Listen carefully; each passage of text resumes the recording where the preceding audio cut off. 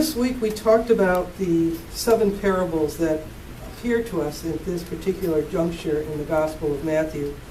And we have the one from last week about the seeds that fell different places, and it's not explained until several verses later because these 2 parables fall in between. And there's a lot of conversation among the Bible commentators about why does that happen.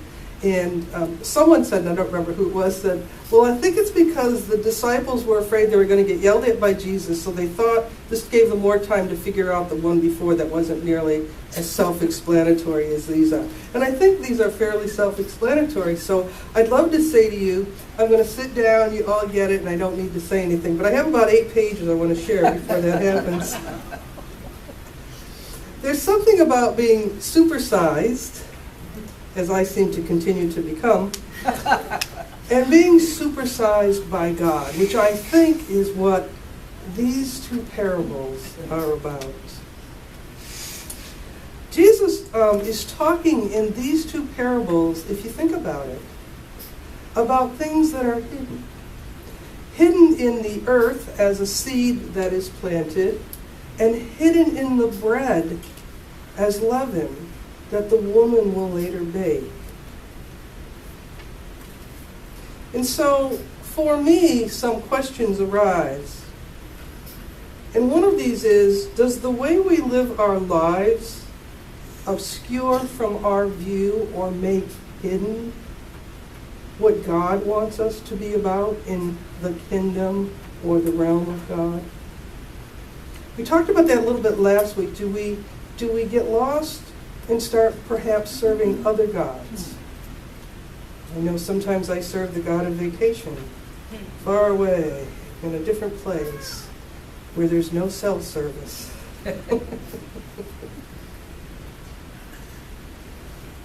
Do we substitute for the God of our hearts then, gods that have less value and less meaning to us?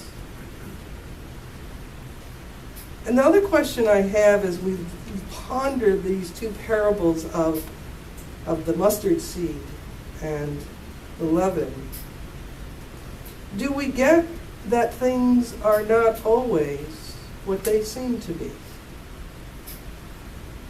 And that things do change?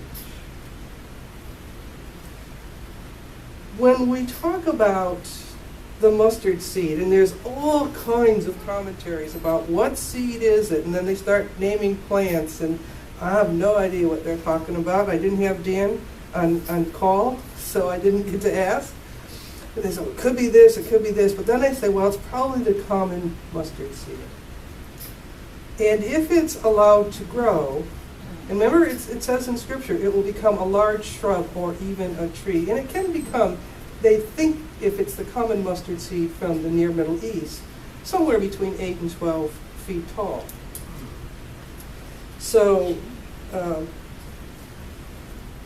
thing about it, though, is for most of the people there, it's considered a weed rather than a shrub or a bush, a weed. And I don't know about you, I'm pretty sure they didn't have Roundup then, but what do we do with weeds? Do we appreciate them? Do we see them as God sees them, as this wonderful shrub that becomes a tree where even the birds of the air will perch? Maybe not. Then there's the leaven. Now, when I was young, my mother tried to teach me to make homemade bread. I don't know if anybody else had that experience. Did someone try to teach you that? And so there was either a little cube of yeast or a package of Fleischmann's dry yeast. Do you remember that? Yeah. Okay. That's not what we're talking about here. In the first century, what was commonly used as leaven was a lump of moldy bread that then leavened the rest of the loaf. That was the leaven.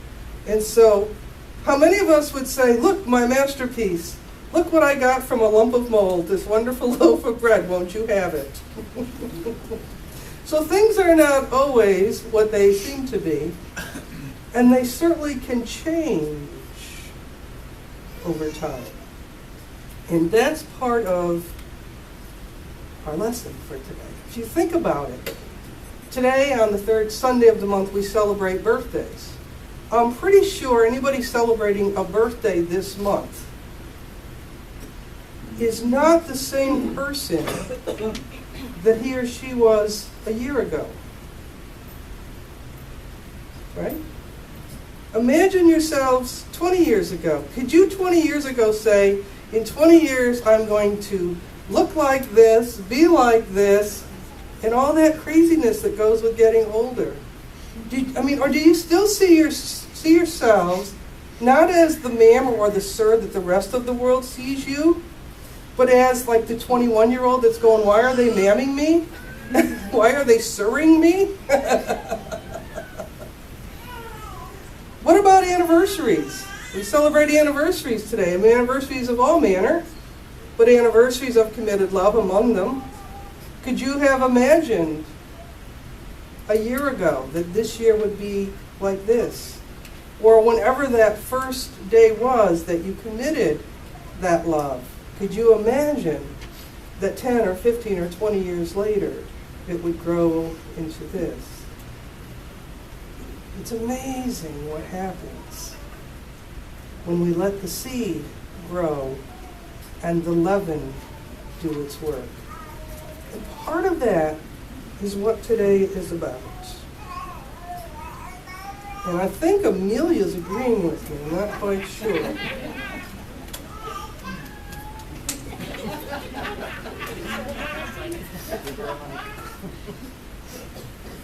Is she thinking that about lumpy, moldy bread? Okay, are we there? David Ewer, one of the commentators I like to look at, says weeds grow where they are not wanted and not planted. I'd say that's probably true of our yard. And he says, but they grow anyway.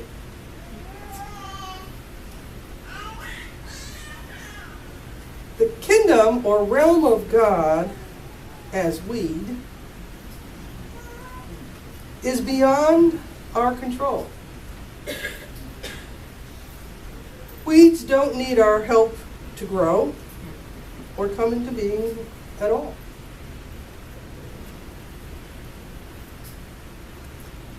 But do we notice them when they do? And do we appreciate them when we see the birds resting there? Now, I'll have to check with the rabbi, but I'm pretty sure this is accurate. The leaven was hidden in 3 measures of flour. 3 measures is equal to about a bushel, which is approximately 50 pounds of flour. Do you know how many loaves of bread that makes? The guess is 100. Is that? Well, you bake all the time. You know these measurements in Yiddish. Come on, help me out here.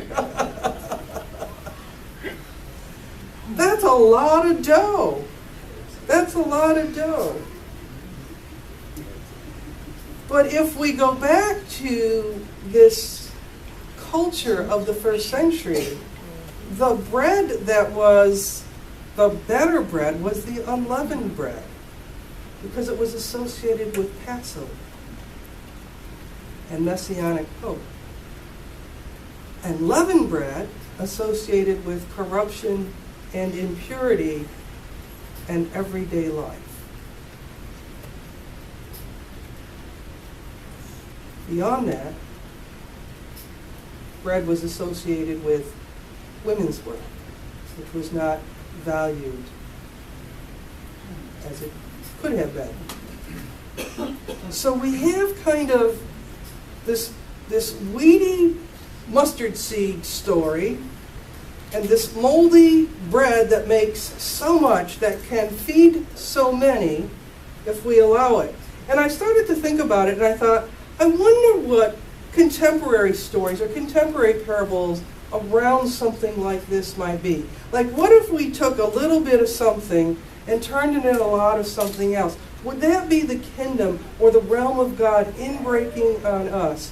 And so I went through my stories, of which I have several hundred at this point, and I chose 3 to share with you because I think they're perhaps some contemporary ideas that might resonate with us.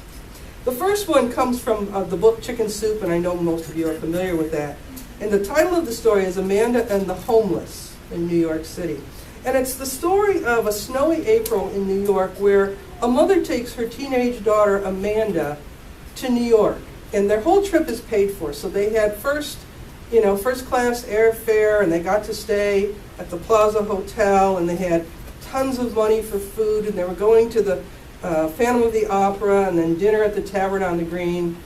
I've just read about those places. I've really not been there. I've been to New York, but when I was there, I stayed in a Catholic worker house. So there were about 50 or 60 of us there, and we didn't go to Tavern on the Green for dinner that night, as I recall. But anyway, so that's their situation. But as they start to walk into the hotel, there are all these homeless folks who, it's a cold, rainy, snowy April, who are kind of living in boxes as their protection. And so Amanda, the 15-year-old, notices this, and the mom kind of grabs her by the hand and drags her up these great steps under the wonderful canopy into their plush hotel room. So they have a long conversation that night about, are they going to do anything? And Amanda convinces her mother that the next day, as they walk, they were going to a parade on Fifth Avenue or something. Maybe, I don't know, it was April, so I don't know what parade it was.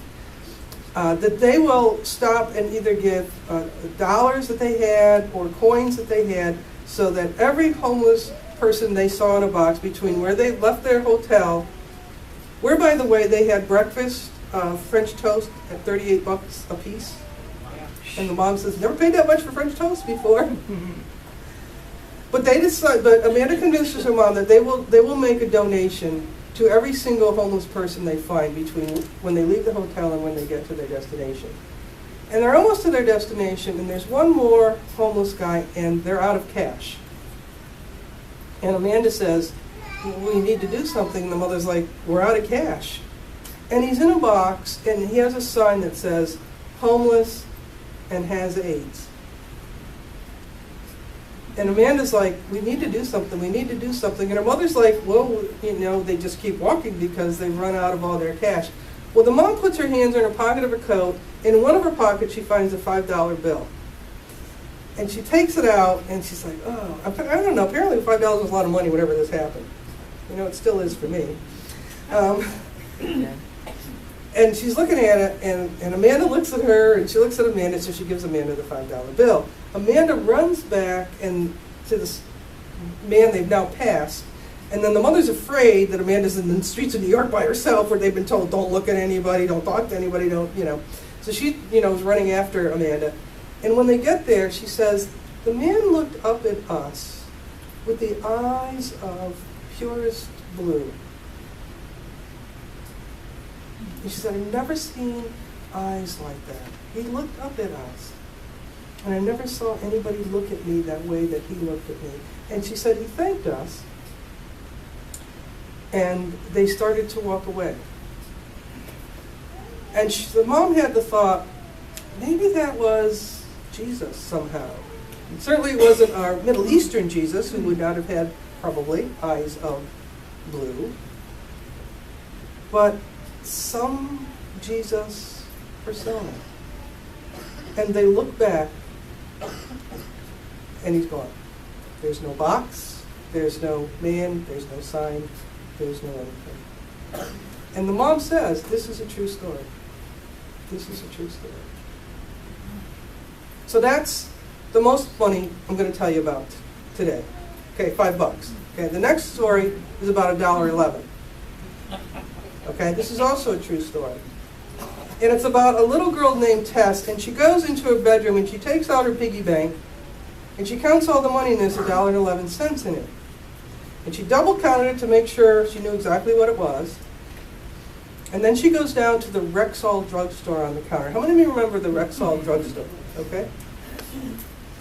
And she goes in, and the pharmacist is there, and he's talking to a well-dressed man, And she's starting to get a little impatient. So first she clears her throat, and then she kind of taps her foot. Then she takes a quarter out, and she slams it on the counter, the glass counter. And the pharmacist says to her, a little bit annoyed, "What do you want?" And she says, just as annoyed, "I need your attention. I need a miracle." And he says, "What are you talking about? We don't sell miracles here." And she says, "I need a miracle." She said, "My mom and dad were talking. My brother has something going on in his brain. We don't know what it is, but my dad said it will take a miracle."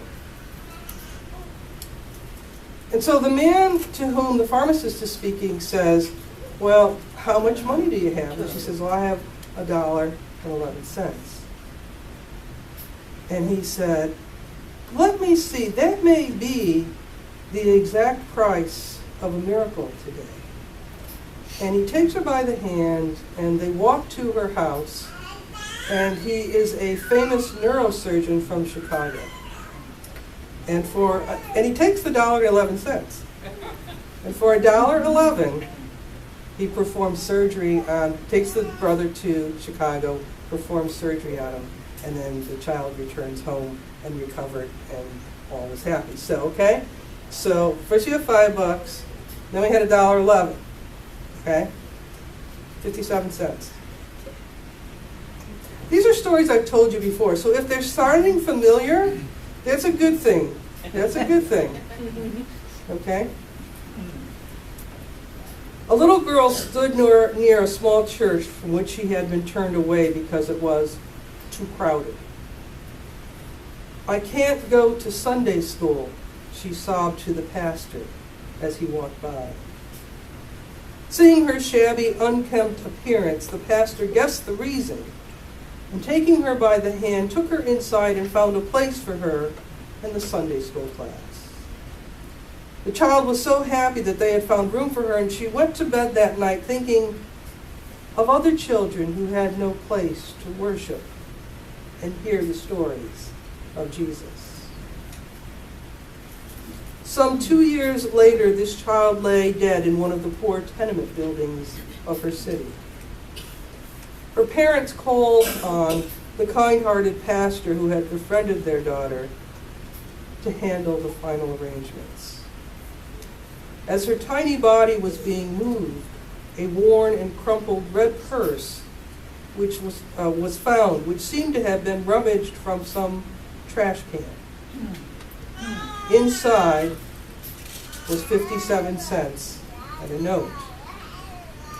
Scribbled in childish handwriting, they read, "This is to help build the little church bigger so more children can go to Sunday school."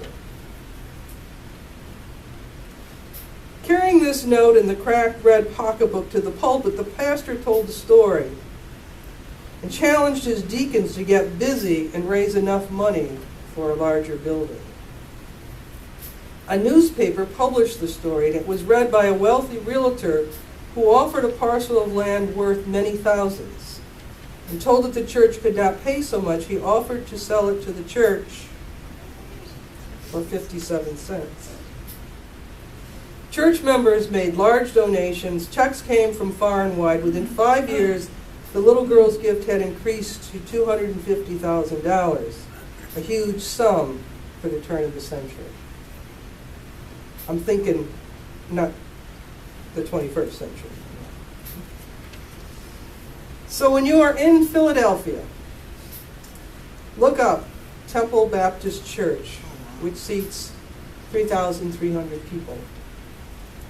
And be sure to visit Temple University and take a look at the Good Samaritan Hospital and the Sunday school building, which now houses hundreds of children, built so that no child will ever need to be left outside during Sunday school.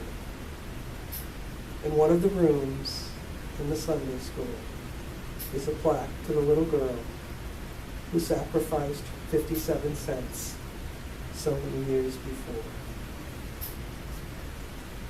Little things, hidden in a piggy bank, hidden in a pocket, hidden in a crushed red purse taken from a dumpster somewhere. faith, hope, and love. Hidden there. Some Bible commentators say that this passage today is about ordinary things and how ordinary things get in the way of extraordinary things. But somehow I think the passage and the stories we share are about ordinary things that become extraordinary things. Because we lift them out of the dark, we bring them to the light, and we share them as generously with others as they have been given us. I think all of this is about being supersized by God. And I'm willing to wager all the food in the food pantry, and believe me, there's a lot of that today. All of today's offering of food that we will share for ourselves and monies that will come in to keep our ministry and mission going, all the boots and blankets we've ever collected, all the bingos and raffles for others we've ever held, all the prayers that we raise up. I'm willing to bet all of that we have been supersized by God. Amen. Amen.